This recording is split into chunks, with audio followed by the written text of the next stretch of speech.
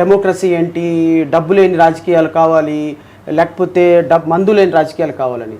మీరు ఏ అంబటి రాంబాబునో లేకపోతే నారా లోకేష్నో ఈ మాట అడగగలరా? మీరు ఈ మాట అడగరు. రాజకీయం ఎలా ఉంది, ఎలా గెలిచిపోతున్నారు, ఏం చేయబోతున్నారు అని అడుగుతారు. అసలు ప్రజాస్వామ్యం ఏంటి సార్, డబ్బు లేకుండా రాజకీయాల్లోకి యువత రావాలి సార్, డబ్బులు మందు లేకుండా రాజకీయాలు చేయాలి సార్ అనే ప్రశ్న కూడా మీరు అడగలేరు. ఎందుకంటే వాళ్ళకి చెప్పే స్థాయి లేదు, మీరు వాళ్ళని అడిగే అవకాశం అంతకంటే లేదు. సో అట్లీస్ట్ మీరు ఆ ప్రశ్న అడుగుతున్నారు, నేను సమాధానం చెప్తున్నాను. ఈ ఇంటర్వ్యూ 10 మందో 1000 మందో 2000 మందో చూస్తారు, అంతకుముందు ఎక్కువ మంది చూస్తారని నేనైతే అనుకోవటంలో. ఎందుకంటే మనం చెప్పేటువంటి సాంప్రదాయమైనటువంటి మాటలు వినేటువంటి ఓపిక ప్రజలకు లేదు.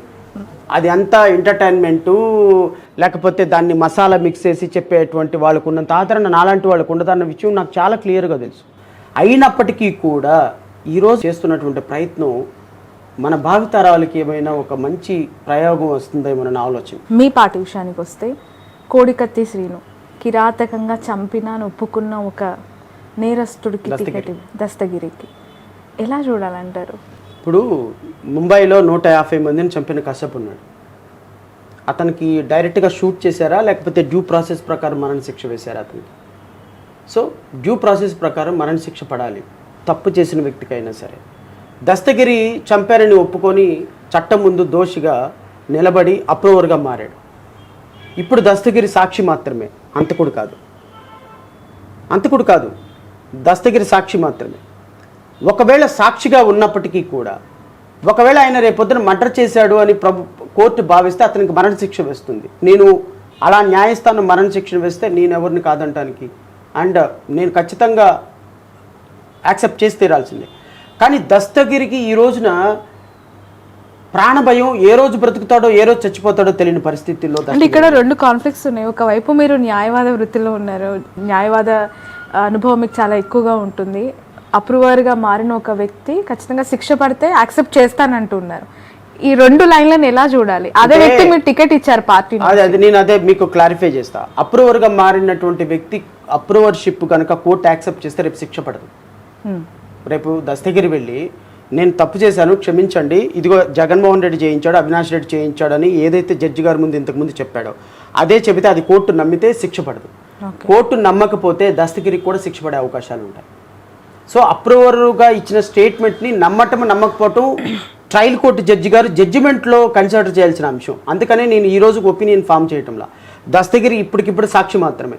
ఈ సాక్షి చెప్పినటువంటి వాంగ్మూలాన్ని కోర్టు నమ్మితే రేపొద్దున దస్తగిరిని విడుదల చేస్తారు. నమ్మలేదు అంటే దస్తగిరికి శిక్ష పడుతుంది. ఇవి 2 కోణాల్లో నుంచి నేను ఆలోచిస్తే Dastagiri is a human being అమ్మ. ఒక తప్పు చేసినటువంటి నేరాన్ని ఒప్పుకున్నటువంటి సాక్షి. అతన్ని ఈరోజు కనుక వదిలేస్తే అట్లా బతకనివ్వరు. ఈరోజు దస్తగిరికి కావాల్సింది ప్రాణరక్షణ. ఒక తప్పు చేసినటువంటి వ్యక్తి డ్యూ ప్రాసెస్ ఆఫ్ లా ప్రకారమే అతను చంపాలి తప్ప మీ ఇష్టం వచ్చినట్టు నాకు రాజకీయం ఉంది కదా, నాకు జనాలు ఉన్నారు కదా అని నిన్ను చంపేసేసి వాళ్ళ మీద వీళ్ళ మీద నెట్టేస్తే రేపొద్దున ఒక ప్రాణం పోతుంది. నా దగ్గరకు వచ్చి నాకు ప్రాణరక్షణ కావాలి అని అడిగినప్పుడు ఒక రాజ్యాంగవాదిగా నేను అతనికి ప్రాణానికి రక్షణ కల్పించాల్సిందే కదా. అతని భవిష్యత్తుకి నేను భరోసా ఇవ్వాల్సిందే కదా. రేపొద్దున లా ఏం చేస్తుందని that is a different issue. ఈరోజు దస్తగిరి అనేటువంటి వ్యక్తి జగన్మోహన్ రెడ్డి మీద ఎమ్మెల్యేగా నుంచోబట్టి అతని ప్రాణాలకి సేఫ్టీ దొరుకుతుందని నేను భావించాను. అలాంటి వ్యక్తులు రాజకీయాల్లోకి రావటం వల్ల దస్తగిరి అనేటువంటి వ్యక్తి ఒక విక్టిమ్. దస్తగిరిని కాకపోతే ఇంకొకరిని వాడుకుంటారమ్మా. చంపాలి అనే ఉద్దేశాన్ని చంపాలి తప్ప చంపిన వ్యక్తిని కాదు కదా చంపాల్సింది. దస్తగిరికి ₹1 కోటి ఇచ్చారు, ఇంకొకటికి 2 కోట్లు ఇస్తారు, బీహార్ నుంచి కిల్లర్ని దింపుతారు. అతన్ని అరెస్ట్ చేయాలి తప్ప ఇప్పుడు రేపొద్దున ఈవెన్ తెలుగుదేశం పార్టీ లాంటి వాళ్ళు దస్తగిరిని చంపేసి జగన్మోహన్ రెడ్డి మీదకి నెట్టేయచ్చు కదా. రాజకీయంగా జగన్మోహన్ రెడ్డి ఏమో దస్తగిరిని వాడుకొని ముఖ్యమంత్రి అయినాడు, దస్తగిరిని వాడుకొనేమో చంద్రబాబు నాయుడు ముఖ్యమంత్రి అవ్వాలనుకుంటున్నాడు. అంటే వీళ్ళిద్దరి మధ్య పాముగా మారిపోయినటువంటి దస్తగిరికి రక్షణ ఎవరివ్వాలి? ఆయనకి భరోసా ఎవరివ్వాలి? ఆయన తరపున ఒక్క లాయర్ ఆర్గ్యూ చేయటం లేదు, ప్రతి ఒక్కళ్ళు భయపడిపోతున్నారు. సో అతని ప్రాణానికి అతని కుటుంబానికి రక్షణ ఎవరివ్వాలి అనేటువంటి కోణంలో ఆలోచించి అతని పార్టీలో చేర్చుకున్నాం. ఈవెన్ కోడికత్తి శ్రీనివాసుని కూడా పార్టీలో చేర్చుకోవడానికి కారణం అదే. We are all about for living in a democratic country. Shravani garu, డెమోక్రసీలో ప్రాణానికి రక్షణ లేనప్పుడు ఈవెన్ నువ్వు 10 మర్డర్లు చేసినా నిన్ను డ్యూ ప్రాసెస్ ఆఫ్ లా ప్రకారమే శిక్షించాలి అనేటువంటి నమ్మే వ్యక్తిని. సో నేను వాళ్ళకి టికెట్ ఇచ్చిన విషయంలో వాళ్ళని డెమోక్రసీలో పార్ట్ అండ్ పార్సల్ చేసే విషయంలో రాజ్యాంగాన్ని నేను ప్రామాణికంగా తీసుకుంటున్నాను. ఈవెన్ తప్పు చేసిన వ్యక్తి అయినా క్షమించమని అడిగినప్పుడు శిక్షించకుండా క్షమించేటువంటి భారత శిక్షా స్మృతి మనకు ఉంది కాబట్టి ఆ శిక్షా స్మృతిని చెప్పుకొని జడ్జిమెంట్లు చెప్పే నేను వాళ్ళని జస్టిఫికేషన్ వాళ్ళని పార్టీలో చేర్చుకోవటమో టికెట్లు ఇవ్వటంలో 100% జస్టిఫికేషన్ ఉంది అని నేనైతే భావిస్తాను. రైట్. ఇదే Vivekananda Reddy murder issues AP పాలిటిక్స్లో ఎటువైపు వెళ్తున్నాయి మీరు చూస్తున్నారు. 2019 ఐ థింక్ March 15th అని చనిపోయారు. 5 years కంప్లీట్ అవ్వగానే అదే కుటుంబం నుంచి ముద్దాయిలు అవ్వచ్చు, నేరస్తులుగా పరిగణించబడుతున్న వ్యక్తులపై పోటీ అంటూ ఒకవైపు జగన్ గారి పైన మీరు దస్తగిరిని దింపితే, అవినాష్ రెడ్డి గారిని విమర్శిస్తూ ఉన్న షర్మిల ఆయనపై పోటీకి ఈరోజు సవాల్ చేసిన పరిస్థితి. ఎలా చూడాలంటారు ఈ ఎంటైర్ ఒక మర్డర్ పొలిటికల్? ఇప్పుడు షర్మిలకి వాళ్ళ అన్నయ్య డబ్బులు ఇచ్చినట్టయితే, ప్రాపర్టీ సెటిల్ చేసినట్టయితే షర్మిల రాజకీయ పార్టీ పెట్టేదమ్మా వైఎస్ఆర్టీపీ తెలంగాణలో? కేవలం డబ్బుల కోసమే ఆమె పార్టీ పెట్టింది. మరి దేనికోసం పెట్టారు? డబ్బులు ఇవ్వలేదు, ఆయన షేర్ ఇవ్వలేదు ప్రాపర్టీలోనే కదా రాజకీయ అంటే పార్టీ. అంతకుముందే ఆమె ఎన్నో ప్రచారాల్లో పాల్గొన్నారు, పాదయాత్ర చేశారు. ఆమె ఆయన కూడా పదవి పొలిటికల్ ఇవ్వలేదనేగా? అంబిషన్, ఆమెకు కూడా ఆయన పొలిటికల్ పదవి ఇవ్వలేదనేగా, రాజకీయంగా పదవి ఇవ్వలేదు, వైఎస్ఆర్సీపీలో పదవి ఇవ్వలేదు, వాళ్ళ ఆయనకి పదవి ఇవ్వలేదు, వాళ్ళ ఆస్తులు ఇవ్వలేదు అనే కదా ఆమె విభేదించింది అన్నతో. లేకపోతే ఇంకేమైనా పర్సనల్గా వేరే అభిప్రాయాలు ఏమైనా ఉన్నాయా? అవి తెలియాలి యాక్చువల్లీ. ఆవిడే చెప్పింది, నేను చెప్పలా, మీరు చెప్పలా. ఓకే. మా అన్నయ్య నన్ను మోసం చేశాడు, నాకు పదవి ఇవ్వలేదు, నన్ను గౌరవించలేదు, ఆయనకి నేను అన్న విడిచిన బాణం అని 4000 కిలోమీటర్ల పాదయాత్ర చేసి అధికారం తెస్తే నన్ను ఇగ్నోర్ చేశాడు. పదవి కోసం పాకులాడలేదని పదే పదే చెప్పారు. పదవి కోసమే షర్మిల బయటకు వచ్చారని ఆవిడే చెప్పింది. ఓకే. నన్ను నా భర్తను గౌరవించలేదని చెప్పింది. వైఎస్ఆర్టీపీ అని తెలంగాణలో పార్టీ పెట్టినప్పుడు ఏముందమ్మా, ఆంధ్రతో మాకేం సంబంధం, నేను ఇక్కడ కోడల్ని అనింది. వాళ్ళ అమ్మే ఉంది, మాకేమిటమ్మా ఆంధ్రతో సంబంధం అనింది.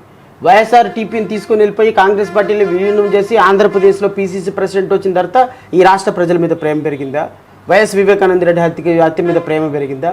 ఈ ఈ ఈ కోణాలన్నింటినీ రాజకీయంగా వాడుకోవాలనేటువంటి షర్మిల అసలు ఈ రాష్ట్రంలో కనీసం డిపాజిట్ కూడా తెచ్చుకోదు.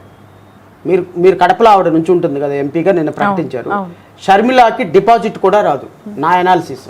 అంటే వివేకానంద రెడ్డి గారిపై ఉన్న ప్రేమ ఓటు రూపంలో తనకి కన్ఫైన్ అవుతుందని, మద్దతుదారులంతా కూడా ఈమెకు సపోర్ట్ చేస్తారని. అసలు వివేకానంద రెడ్డి గారికి మద్దతుదారులు ఎవరున్నారు? రాజశేఖర రెడ్డికే లేరు మద్దతుదారులు. రాజశేఖర్ రెడ్డి, వివేకానంద రెడ్డి మద్దతుదారులు అందరూ జగన్మోహన్ రెడ్డికి ఆల్రెడీ ట్రాన్స్ఫర్ అయిపోయింది ఓటింగ్ అంతా. అందుకనే మీరు ఎక్కడ లోగో చూసినా రాజశేఖర రెడ్డి బొమ్మ కనపడదు. రాజశేఖర్ రెడ్డిని మర్చిపోయినారు ప్రజలు. రాజశేఖర్ రెడ్డి బొమ్మ మర్చిపోయి జగన్మోహన్ రెడ్డికి ట్రాన్స్ఫర్ అయిపోయింది. షర్మిల వివేకానంద రెడ్డి హత్య కేసుని ఆయుధంగా వాడి తెచ్చుకోవాలని, ఓట్లు తెచ్చుకోవాలనుకున్న ప్రయత్నం నిష్ప్రయోజనం మాత్రమే. ఈవెన్ సునీత కానీ షర్మిల కానీ వీళ్ళలో బేస్ లేని ఆరోపణలు, రాజకీయంగా ఆరోపణలు చేస్తున్నారు తప్ప నిజంగా వాళ్ళకి ఈ రాష్ట్ర ప్రజల పట్ల ప్రేమ లేదు, వైఎస్ వివేకానంద రెడ్డి గారి హత్య పట్ల వివేకం లేదు. బట్ సునీత ఎఫర్ట్స్ని మాత్రం నేను అప్రిషియేట్ చేయాలి. షర్మిల రాజకీయంగా వాడుకుంటుంది కానీ సునీత యాజ్ బీయింగ్ అ డాటర్గా she is fighting, she is giving a good fighting. Because ఆవిడ వల్ల ఈరోజు ఈ కేసు ఇంత స్థాయికి రాగలిగింది. నేనేమంటానంటే వైఎస్ వివేకానంద రెడ్డి హత్య కేసుని వాడుకొని ఒక ఆయన ముఖ్యమంత్రి అయినాడు. అదే వివేకానంద రెడ్డి హత్య కేసు నిందితులని ఇష్యూని వాడుకొని చంద్రబాబు నాయుడు ముఖ్యమంత్రి అవ్వాలని చూస్తుంది. చంద్రబాబు నాయుడుకి సహకారం చేస్తుంది YS Sharmila and YS Sunitha. These are people are working for Chandrababu Naidu. So ఒక మర్డరు ఒక రాష్ట్ర రాజకీయాలని శాసించే స్థాయికి రావటం అత్యంత దుర్మార్గం అమ్మ. Education is not a matter, employment is not at all a discussion point, inflation is not at all a point for discussion. రాష్ట్రంలో దళిత బిడ్డల మీద జరిగిన దాడులు, మైనార్టీ బిడ్డల మీద జరిగిన దాడులు, అణగారిన వర్గాల మీద జరిగిన దాడులు, మద్దతు ధర రైతులకు ఇవ్వనటువంటి వ్యవహారాలు ఇవేమీ ఎలక్షన్ ఎజెండాలో, ఎలక్షన్ పాయింట్లో లేకుండా మీ మీడియా చాలా అద్భుతంగా కవర్ చేసింది. మా మీడియా అబ్సల్యూట్లీ మీ మీడియానే. ప్రజల్ని మోసం చేసేది మీడియానే, ప్రజల్ని చైతన్యపరిచేది మీడియానే. మోసం చేస్తున్న మీడియా అంతా ఒక పక్క, చైతన్యపరుస్తున్న మీడియా ఒక పక్క. ఎలా మోసం చేస్తుంది అంటారు సార్? పదే పదే ఏ చిన్న విషయంలో మీడియా చూపించట్లేదు, మీడియా వన్ సైడెడ్ ఉంది అని మీడియా మీద ఈ మధ్య కాలంలో అఫ్ కోర్స్ నిజంగా ఈ సందర్భంలో నేను మీతో అంటున్నాను, ఏదో ఒక చిన్న వీడియో చేస్తే దాని మీద కూడా పేటిఎం బ్యాచ్ అని ఎంత డబ్బులు తీసుకున్నాను అంటే ప్రతిదాన్ని డబ్బులతో మూట కట్టేయడం, డబ్బులతో కంపేర్ చేయటము. అంటే ఎవరి దగ్గరైనా ఏదైనా ఆశించి చేస్తారా? మీడియా అలా అయిపోయిందా? అబ్సల్యూట్లీ అయిపోయింది మీడియా. దాంట్లో సెకండ్ థాట్ ఎందుకు మీడియా అయిపోయిందంటే నేను చెప్తా.